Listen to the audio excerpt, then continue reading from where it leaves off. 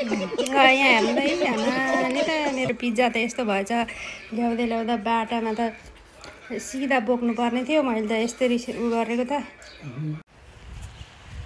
Hello साथीहरू, के छ खबर? आरामै हुनुहुन्छ होला? अनि म पनि आरामै छु। अनि म चाहिँ आज किन भिडियो बनाएको भन्दाखेरि चाहिँ म चाहिँ बाहिर गएर थिएँ क्या भोक लाएर। अनि मैले चाहिँ आज पिज्जा लिएर आएको छु। पिज्जा कुनै ठुलो कुरो त होइन होइन, त्यही पनि भिडियो त बनाउनै पर्यो होइन। भिडियो बनाउनको लागि ल्याएको त होइन, त्यही पनि ल्याएको त यसो भिडियो बनाइदिउँ न। सबले जे खाए पनि जे ल्याइने भिडियो बनाइ गर्छन्। अनि म पनि त सानोतिनो भए पनि युट्युबर हो नि त। भ्युज नआए नि 10-20 भ्युज आए पनि मेरो यो जुत्ताको सुन निस्केर यस्तो अप्ठ्यारो हुन्छ। 10-20 भ्युज भयो नि आउँछ, त्यतिले भने हेरिदिनुहुन्छ। हेरिदिनेहरूको लागि धेरै धेरै धन्यवाद। अब म बाटोमा छुइनँ।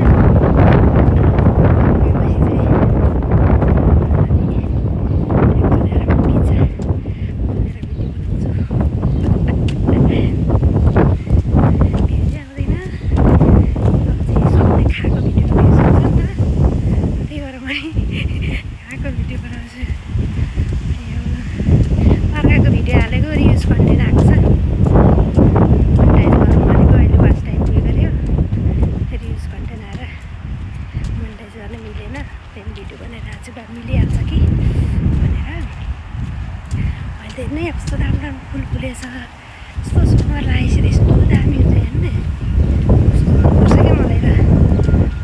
अनि यहाँ पुरै स्नो हुन्छ नि यहाँ नि फुल, अहिले त जता त्यो फुलै हुन्छ, यस्तो रमाइलो छ। बाहिर हिँड्दा नि मजा आउँछ हेर्नु ल। हाम्रो घरमा फुल हेर्नु ल, यहाँ हेर्नु यहाँ हेर्नु हाम्रो घरमा फुल यहाँ त कस्तो दामी छ हेर्नु, यस्तो दामी फुलेछ, यस्तो दामी छ। ल म ठ्याक्क घर आइपुगेँ, माथि गएर भिडियो बनाउँछु है। ल यहाँ हेर्दै आमाले त मेरो पिज्जा त यस्तो भएछ ल्याउँदै ल्याउँदा बाटामा त सिधा बोक्नु पर्ने थियो मैले त यस्तरी गरेको त। हातमा अरू पनि सामान थियो अनि अप्ठ्यारो भएर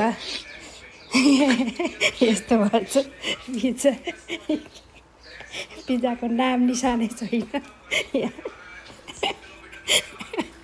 कति हाँस्नु, अब त मरे, अब त बेहोस हुन्छु होला। यस्तो पिज्जा कहिले देख्नुपर्छ।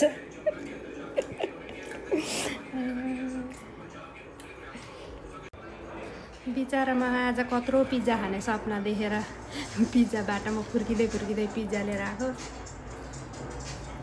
अनि चाहिँ खानु पर्यो क्या, मिठो मिठो त।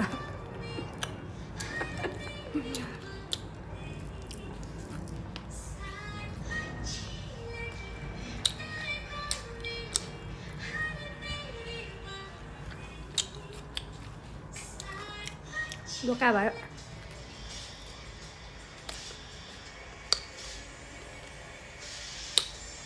के गर्नु,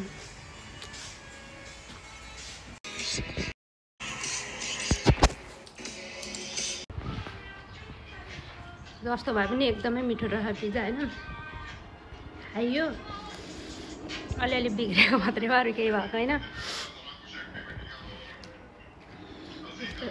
मिठो छ मिठो। चिकन पिज्जा दामी छ।